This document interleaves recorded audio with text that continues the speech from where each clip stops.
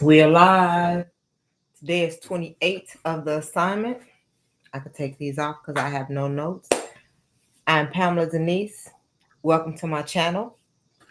I am on a journey of 365 days on YouTube.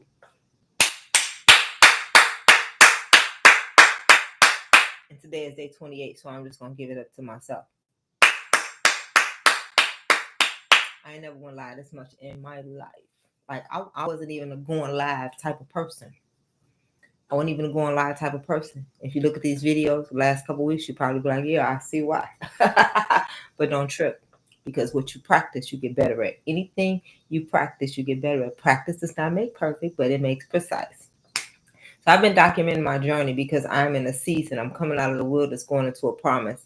And there is a space in between the wilderness and the promise. And there's still a few battles that have to be fought going into the promise. The land is already there, but God said you gotta take dominion over the land. So I'm gonna take a deep breath and lean into this space. I'm going to bed early tonight, so I'm here early tonight. I'm getting baptized in the morning at sunrise service. I'm gonna say it again. I'm getting baptized tomorrow at 5 a.m. in Lake Michigan, and I am so thankful for that.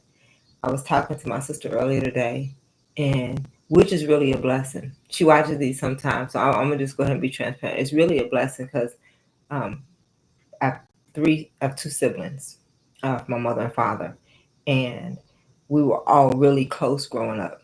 And over the years, life, and I blame the enemy, will try to come between family because that ain't what God wants. God don't never want family, but I hear it more in this day and time that people have a lot of family issues. They struggle with their family, and I'd be like, well, it's common. At first I just thought it was a common thing, but the more I looked at it, I do believe that it is an attack from the enemy, because family is kinship. It's our bloodline. It's our legacy. It's the generations that we'll leave.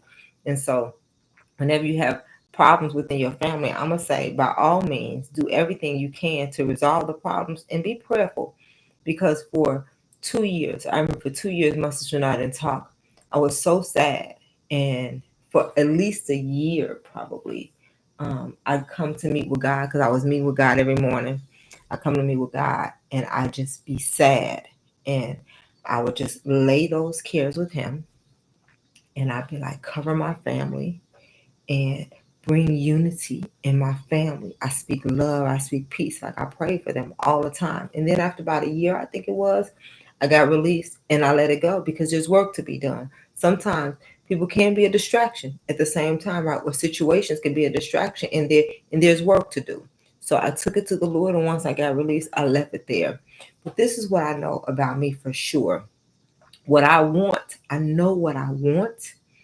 What I want is to expat to another country. I want to position myself enough financially that anybody in my family who wants to come can come. These United States don't care about us. This probably gonna make this video not get pushed. My videos don't get pushed anyway, so I'm flattering my own self. But I know this country don't care about us. And I ain't just talking about African American people. I'm talking about the citizens of the United States. Like, they literally put stuff in the food that will make us over time get sick and have to go to the doctor and use their medicines. The Food and Drug Administration, they work together. I cannot unknow this.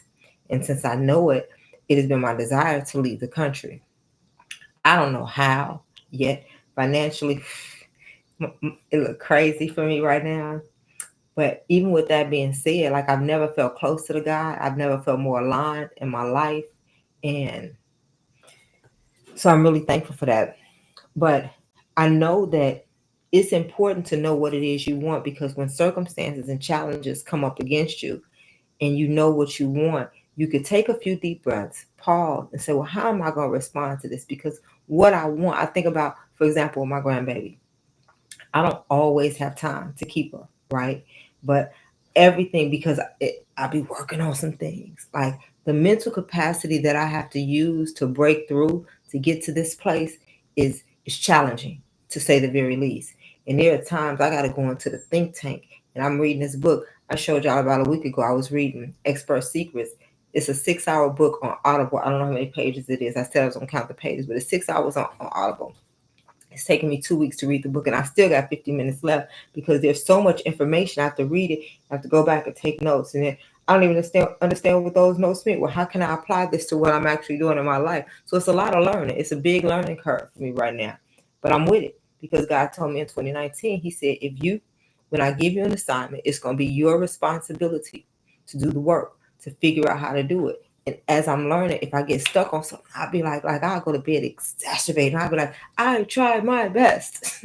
I tried my very best, and I still can't figure it out. And then the next day, somebody will come or something will come, and it'll knock that block down, right? And I'll be able to go a little bit further. But that's what the faith walk is. God is trying to build us from the inside out because this world is so fleeting, and everything that's in it, it's like it looked like it's real good, but when I tell you, it's fleeting. Like I've had so many things in my life, and I learned this when I was about 30 years old because I was a goal setter, a major goal setter since I was maybe 25, major goal setter. And I would set a goal for something and be so excited about getting it. But the moment that I got it, within weeks, maybe months, it was fleeting. And then there's something else to chase. There's another thing to chase. There's another goal to chase.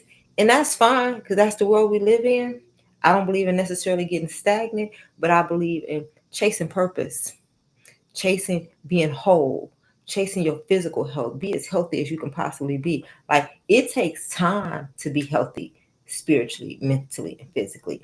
And so I much rather that than I'm thankful that I had an opportunity to do all the things because I did it. I did it down to the ground. I did it. I did a lot of things. I'm thankful that I had the opportunity to do them because now I have something to hold it up against as like a barrier, to a barometer, to hold it like a measuring stick, to hold it up to what I'm doing now. And that is pursuing my purpose, like getting closer, listening, trying to break through some barriers so that I can create a different life for me and my family generationally, and or like summertime shy. You understand what I'm saying? Like I so much rather be doing what I'm doing. And so since I know that that is what I'm doing and why I'm doing it, I know why I'm doing it. So if ever, like if my grandbaby parents need me to keep her unexpectedly or something, I got some think tank things going on, I'll think about it and I'll be like, God, just give me grace because ultimately what I'm doing is for my family. So when I have the space and capacity, I give them what it is they need from me because I have a lot of capacity. There's a lot that I can endure. There's a lot that I can accomplish. It's a lot that's here, and I know that. So I keep going and I make sure that my focus is always, I'm reminded of why I'm doing it. I don't want to get so caught up in my things because people get caught up in a purpose and a passion and a jobs, a career in their life, and they forget about why they're doing it. And they get to the end of their life. I've seen it happen. They get to the end of their life and they're miserable because the ones that they love don't love them because they didn't give them no love. Heard a woman say recently, with her husband standing right there. Well, how do you know if your husband really love you? Well, husband standing right there, and I'm thinking like, this ain't a conversation for me because I'm not married anymore, right? But he said when he paid the bills, and that's how most men think because this world we're grinding is actually the curse of the law. It's the curse of the law.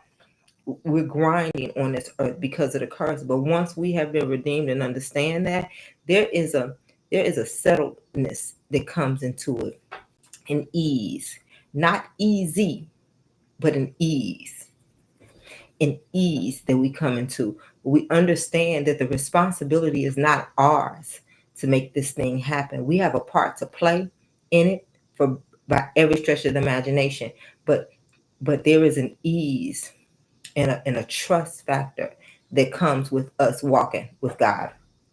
So I was telling my sister today that I've never felt more aligned. I've never felt more aligned. And she was like, wow, like that's powerful.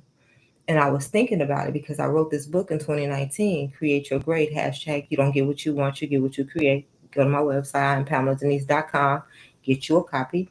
But I wrote this book, and in the book, it was an assignment from God. And I gave my son to God in 2016 because he was in a bad place.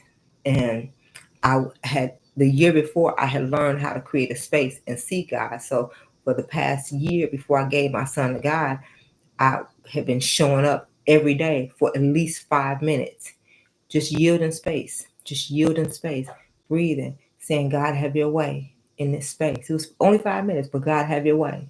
And over time, I started having different conversations with him. I added Proverbs to it. The space grew a little bit more, but I knew that that was a safe space. And I knew for absolute certain that the Spirit of the living God, the Holy One of Israel, that he was meeting me there. I knew that. Like, I would feel his presence sometimes. It would be amazing. And there are times that I would go, when I first started, I would go to bed at night and excited about waking up in the morning because I knew that God was going to meet me. Like, this ain't about religion. This was real. And so I had been doing that for about a year. And then with me and my son had started having some challenging times, and I had become fearful of for his life. He was like 18 at the time. Yeah, he was 18. Maybe when he was 20, in 2016, he was 20. And I was afraid, and I'm not a fearful person. And so I came to God and I sat on the floor and I was like, God, am I in the way? I think I'm in the way, and I don't want to be in the way, because parents do that. Like, we love our children tremendously, and there's nothing that we won't do for them. But I was like, I can't be in the way of what God wants to do in his life. And I started seeing some signs. And so I said, well, listen, if you take him, I'm going to give him to you. If you take him, don't give him no jail time, please, and spare his life. Your son paid the ultimate sacrifice. Mine shouldn't have to, because at the time, young black boys was getting unalived on a regular basis. Not that they're not now, right? And so I asked God that if he spared his life, I said, you can have me. You can have me. Whatever it is you want me to do, I'll do it. God is amazing like that, because he'll take the thing that you love the most and affect your soul with it, because ultimately he wants you and them. He wants all of us, right? And so he took my son, or I gave him my son, and I noticed over a few weeks, couple months, that over a few months I knew that he had him. I knew that he had him. Like, he would do things, like stuff would happen, and my son would be within split seconds of something happening, and it was there before the grace of God. And I felt good about it. And over the year, like, I learned how to trust God, because I would not take him back. I was the I was the mother that would do anything. I was helicopter parenting, over, under, around, or through. Whatever it is I wanted to get to, I was gonna figure out a way to get to it. I needed some information, I was gonna find it out. I was gonna um, over mother my son, and none of that worked. That's why I had to give him to God. So in 2019, no, it was the end of 2018, I started hearing this calling to write a book, and I knew what it was because I had written a book before. And when I in the book, I was listening. I was listening. It was about create your great. I was telling my good girlfriend, I was like, I think it's time for me to write a book again. This is how God will lead you, if you can hear his voice. This is why it is so important to have a space where you can hear from God. I ain't talking about religion. I'm telling you, I've been saved and a believer for 21 years, and I had never heard God's voice but once. And the one time I heard God during that time was when I was getting ready, when I was in an abusive marriage, and I was in the tub, and I did not want to worship God because I felt so far away from him. I had got married to this man because I didn't want to fall into sexual sin. I didn't like him. And here's and before him, I was a worshiper. And now I can't worship anymore. Like every time I got ready to worship, I just break down in tears. I just cry and cry and cry. And I heard, and I said, I'm leaving him. Well, nobody in touch with me. I didn't know that God would speak back. I said, I don't want to disappoint God, but I'm leaving him. And I heard him say that I knew this would happen before you were born. Like, and when I he said, I knew this would happen before you were born. That gave me consolation that God is not disappointed in the choices that we make. The choices that we make affect our life. So he wants us to position ourselves so that we can hear his voice, so that we can make choices that won't affect our life negatively. So I left. I left right away. Once I realized that God was that he wasn't standing up off the throne saying, how dare you get a divorce, you know, that you made a commitment forever and you got to stay in this marriage. Like none of that. He was like, I knew it would happen. And that was it. He didn't give me no consolation. That was all the consolation I needed. So I need to take a deep breath. So it's important for you to create a space to hear God's voice. And when I started listening. I'm listening to this book. I'm listening to this assignment. And it was about aligning. And this is how I'm listening. My eyes closed. This is how I'm listening. It's about aligning. We are spiritual, we are mental, and we are physical. That trapped. I knew that. I knew that. Like I knew it was three parts of us. And if we personally develop, if we take care of, intentionally develop our spiritual relationship. How do you develop your spiritual relationship? I didn't even know how. Not really. Although I was creating a space to sit with God, I didn't know that that's what I was doing. I just showed up because he told me that I can do in 5 minutes what you can't in a lifetime, but you got to give me the 5 minutes. And so that's why I started showing up. And it was some chaos in my soul that I needed to comfort it. But you have to create a space to meet with God, because when you create the space, this world is so loud, like most of us can't even hear ourselves think. Like the chase that's going on, and I look for it. I look for it every day. When I'm outside, I see the people grinding and chasing it, getting it, right? And you gotta, if man don't work, a man don't eat. I understand that. But there is a different way. And that's all I'm gonna say. Unless I need to say something more. But once you create the space and settle your soul, it's like it's dusty. It's a whole lot of dust. It's a whole lot of debris that the world has put on top of us. When you create the space and sit in stillness, then you begin to declutter all the debris that's on top of you. It's spiritual. It's a spiritual exercise that happens.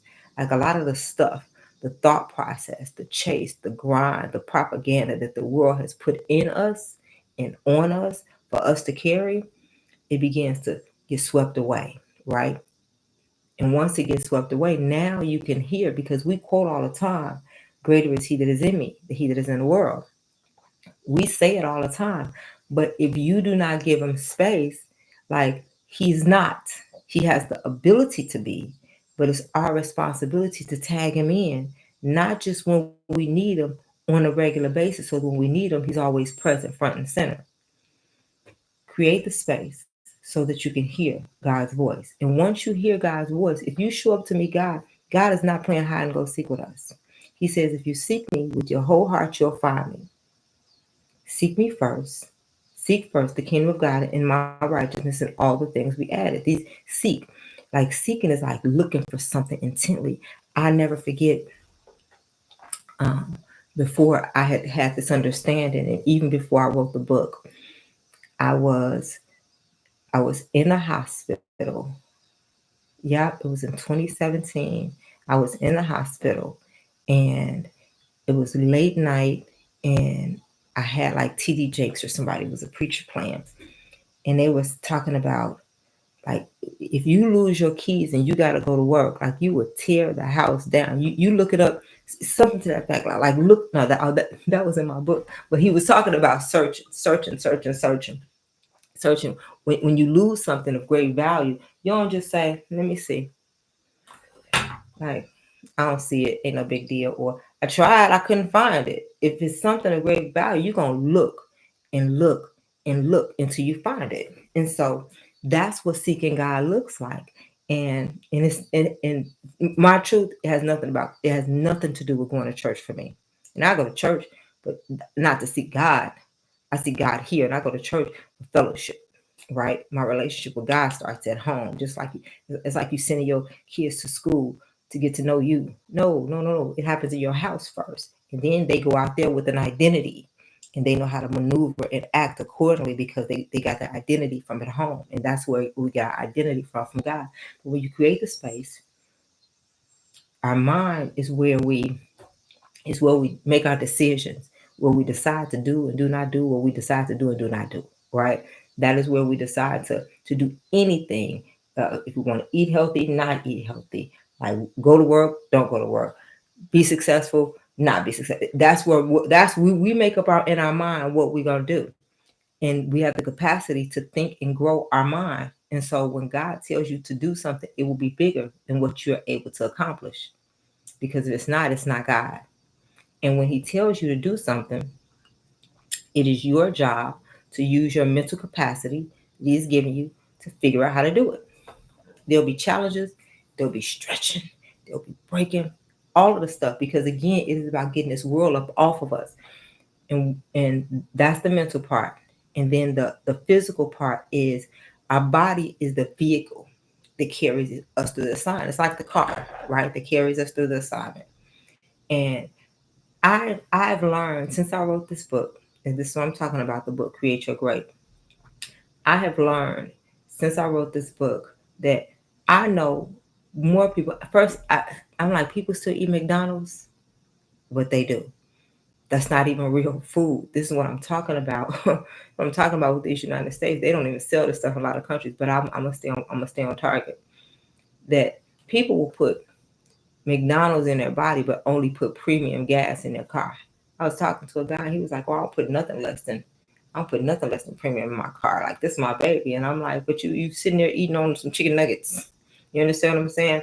And it's not for me to judge, but we have to be wiser because this is the vehicle. We can't replace this body. You can replace a car, but you can't replace this body. This is the only body you're going to get, and you can replace some parts. Is when need be from time to time, but this is the vehicle that's going to carry us the assignment. So it's not just about it being healthy, but it's also about denying it because this flesh is the lowest nature, and it's rooted in dirt. We came from the dirt. It's rooted in this earth, right? In the substance of this earth. And so it wants what the earth gives it. It wants fleshly stuff. That's what it wants. And so it's our responsibility to deny our flesh, learn how to live a disciplined life. And it's wild to hear myself say this. Even like some changes have happened in my life recently that I didn't even mean to happen. But what happens is if you present your body, and I told God, you can have me. I didn't understand what I was in for when I said that. You can have me. When you present your body as a living sacrifice, then you become transformed. That's really renew your mind, and your life transforms before your very eyes. So that's what the book was about. And in and with Create Your Great, I remember saying that I lost my train of thought. About being aligned, about being aligned. Thank you, Holy Spirit. It was about being aligned. But in the book, I said that if you develop each part of your being, that you come in alignment with yourself. Now your spirit is listening to God, your mind is being renewed, and your body is healthier. And I know it to be true because I just literally, when I wrote the book was beyond me. I never lived that life before. I have always lived a really good life. I have been blessed beyond measure. I have been. I started traveling earlier. Like for the past few years, I've not traveled anywhere because I'm on a different assignment. And people ask me, like, you don't miss traveling? I started traveling when I was 25 years old. I've been all over the world. When me and my son first had that situation, I was on the other side of the world. I was in Australia. You can't get no further away from the United States other than New Zealand. And so only one other spot, a little bit over there. But I was in Australia. Like I've been around the world, and I have found my purpose. So I have I've done the things, but if you do those things that come in agreement with yourself, then it's what's called aligned. You are now aligned. And when I wrote the book, the first thing, it was about identity crisis. The first chapter said, uh, "Who are you?" Because before we start trying to create anything, you can't create anything if you don't know who you are. If you don't know your creator, and you don't know what you're created for, you can't create it. We are created in the image and likeness of God. That's what I said. That's what I said when I wrote the book. I'm telling you, and I'm talking like I said it because I did. This is something that I didn't know to be true. I believed it, but I had never experienced these things. We're created in the image and likeness of God. So I asked God, what does that mean? I wrote it. I wrote it on the computer. I said, what does that mean? Because I've heard it. What does it look like to be created in the image and likeness of God? Because we use these powerful statements. How does that show up in your real life? Why, if we are really created in the image and likeness of God with all this power that people say that we have, why is everybody so messed up? Why is this world looking as crazy as it's looking? Why are people's lives looking the way they look? And why is there no real power? That's what I wanted to know. Because I'm writing a book about it now. So we need, you want me to write it? Let's talk about it. And what he told me was that just like it is the Father, the Son, and the Holy Spirit, they're three in one. That's the Trinity. Three in one. That's the Trinity. And we are a spirit, mind, body. A lot of times we say body, mind, body, spirit. But just like the Father, the Son, and the Holy Spirit are always in agreement with one another, always in agreement with one another. They are never not in agreement with one another, always in agreement with one another. A good movie to watch is The Shack. It shows the unity of, of the Trinity. But God said, but you're not always in agreement with one another. You have to be synchronized. When the spirit is leading you, your mind has to have the wherewithal and the strength, the wisdom and the knowledge and the fortitude to say, okay, I trust you, God. But it takes a while to get there because first we can't see God physically. We have to discern and feel his presence and know him by his moves and how he shows up in our life. And and the things that we want, that is what we want. And so like it'd be a struggle. It'd be a struggle. Like I talk myself into doing something that I wanted to do. Like I kept coming up with reasons. I kept, well, it's this and it's this and it's not bad for this and it's not bad for this. Like a whole year and a couple months. I was like, but what about this? And what about this? And God was like, done talking with me about it. He was like, listen, keep doing it. Right. And it wasn't, I'm talking about smoking weed. And it wasn't until I had literally, like I was smoking a joint, and I felt the smoke in my, it hit my chest differently. I felt it hit my chest differently. And I've always told myself, we're talking about being in alignment with yourself, right? Like letting the spirit lead. Your mind can know what thing, but what does the spirit say? We're talking about being in alignment. And I remember for the first year after me and God had this conversation, he was like, it's a problem. He said, it's a problem because I said I was going to quit for 30 days. And for 31 days, the first 31 days in 2024, I said I was going to quit smoking weed to give myself a break and to make sure I didn't have a problem. Because one of my friends who came to stay with me in December said, Pam, you smoke a lot. I didn't even realize it. Like I live alone and I was doing it, whatever. And so it's what I did. I don't like saying it, whatever. It's what I did. And so I said, well, yeah, I'm going to prove something to myself. January, I'm not going to do it for 31 days. By January 14th, I was like, what? I stopped for 2 weeks. So I bought me a bag and I'm smoking again. And didn't think a lot about it. I cannot say I didn't think anything about it. But I knew at that point that I wasn't being honest with myself. But because I wanted to do it, I kept doing it. It wasn't until April, the beginning of April, God gave me an Achilles heel. I had an Achilles heel and I didn't realize I never had an Achilles heel before. I didn't know what it was. I didn't know how it felt. I just knew that I had a problem walking. And I walk and I exercise and I ride my bike. So me having a problem walking was a problem for me. And I remember going for a walk and I couldn't make it the distance. I couldn't go as far as I wanted to go because my heel, I'm like, if I go all the way there, I'm not going to be able to make it back. So I came home, jumped on my bike, and then finished my journey. I was like, not going to stop me. I felt good about it. But when I got back home, because I'm spiritual and I have a relationship with God, I felt him. I felt him. I felt him. And I'm sitting on my couch and I said, God, are you trying to tell me something? Are you trying to tell me something? And I looked up, grabbed my phone. I looked up um, Achilles heel. I heard it. I looked it up. When I looked up Achilles heel, the first thing I saw was an area of weakness or a point of vulnerability. Immediately I was convicted. I was like, this is an area of weakness for me, meaning it's a point of vulnerability. Vulnerability is cracks in your armor, and you let things in that shouldn't be in. And I'm talking about alignment because the spirit is saying, yeah, your mind can tell you that it's natural, and it is. That it has healing benefits, and it does. That it's medicinal, and it is. But I could not continue because I didn't have any sickness. I didn't need that medicine. You understand what I'm saying? And so I was lying to myself to do something that I had come to enjoy.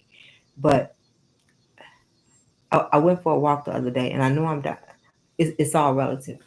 I went for a walk because I'm talking about line. I went for a walk in this particular thing. I thought about. I went for a walk the other day, and a spider web ended up on my arm, and I was like, where did it come from? It wasn't even no trees or nothing. It just ended up on my arm. So now I'm doing this. I'm walking. I'm trying to get the spider web off me. I'm doing this. I'm trying to get it off me. And then it ended up over there, and then it was over there, and it was like all over me. It was everywhere but in my face, but it was all over me. I was like, where does this come from? Like, right? Like, but it could be something so small, a web that you get caught up in, and next thing you know, it's all over you because it was all over my life, and I didn't have a problem doing it whenever I was doing it all the time. But if you're not careful, if you're not careful, it is a trap, and it is something to get you caught up into, right? So I had after me and God had that conversation, I was like, okay, I'm gonna quit. I'm gonna quit. We had a conversation about it. I thanked him for it. He told me some years ago, he said, every situation, every conversation that you and I have is gonna end with you telling me thank you. And so I was like, thank you. Thank you for giving me the Achilles heel. Thank you for making me realize that it was a point of weakness, an area of vulnerability in my life. Thank you for that. And I was really thankful, but I still couldn't shake it. I shook it for a while. Like I didn't smoke the month of September. I didn't smoke the month of June. Like I would give myself respites, right? And that was my justification. But recently, about a month, not even a month ago, it was 2 weeks ago, I was smoking. I was smoking, and I felt, and in my chest, I felt it differently. And what I knew is that my lungs didn't like that. I felt that I was disrespecting my lungs because it was a burning in my chest, and I was, you know that weed thing.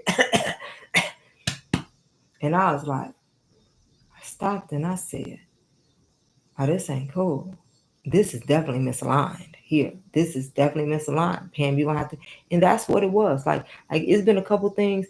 I've said a few times that that's what it was. Because I have tried to quit at least 4 times over the past year and a half. But I quit.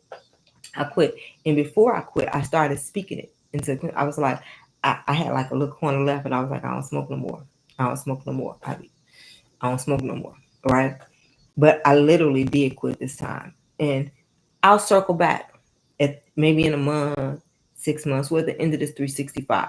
It's fine, but because I know that we're all a work in process, but I'm gonna tell you, I did give it up, and I know for sure that that was probably one of the last things because it is not about like we think about when we walk with God about the stuff we're gonna have to stop doing. This walk with God, I never thought about that. I never thought about stuff that I was gonna have to give up because me and God had got close and I was still doing stuff, right? Like my truth, and I'm gonna share it but not right here, right now. um, there, there, there are no, yeah. You see, I'm contemplating. I knew that God loved me exactly the way I was. I knew that He knew where I was. I knew He knew how I got there. I knew He knew that I loved Him. I had gotten to know Him. I was reading His Word every day. I was seeking Him diligently, and I wanted to please Him. I still had some things in my life that I was into, and over time, like once He, because this is what a relationship was. He loved me. He loved me into loving myself. And once I began to know who I was, I created a standard for my life every single day. I say it. And when I started saying it, I was not this person. But I know that our words create our world. So as long as I speak it and lean into it, this is who I will become. And I am her now. I'm her now. And for that I am thankful. But God told me in 2019, when I wrote this book, Create Your Great, hashtag you don't get what you want, you get what you create. He said, if you align those three, your spirit, your mind, your body, get them on one accord. Let my spirit lead. Strengthen your mental capacity as much as you possibly can. Go a little bit further. Trust me. Learn, grow. Take care of your body. Deny your flesh. And when my spirit leads, follow. Then your greatness is inevitable, is what He told me. And today I was thinking about like I've just been in a worship mode today. Not just dancing all over the place, but just a heart full of gratitude because I feel like I started out saying more aligned than I've ever felt in my life. I know God is leading me. I know that mentally I'm stretching my capacity and I'm learning things that have been hard to learn, but I'm learning them. And physically. And I'm getting baptized tomorrow. Sunrise service, 63rd Street Beach, 5 o'clock in the morning. And I am hosting an event Sunday called Position for Purpose. So I feel like not just the stars, my life is aligning. People like the stars align. No, my life is aligning. And for that, I'm thankful. Thank you for giving me this time to share with you. It has been a very eventful, thought-provoked day. And I'm leaning in to what God has. And I'm getting in position for His purpose for my life. It's exciting. And I'm thankful. I have to be at the beach at 4 o'clock in the morning. So that's why I'm on here earlier. And eventually I'll probably get a time that I will do this consistently. But in the meantime, it'll be somewhere between 7 and 9. It'll be somewhere between 7 and 9. So that's it for now. And until tomorrow, if the Lord says the same, peace be multiplied. And listen, I'm going to say this again because I know that people are struggling in a real way. If you are struggling, know that God inhabits the praises of His people. Worship God. He'll show up. And in His presence, there is fullness of joy. And the joy of the Lord will be your strength. Until tomorrow, peace.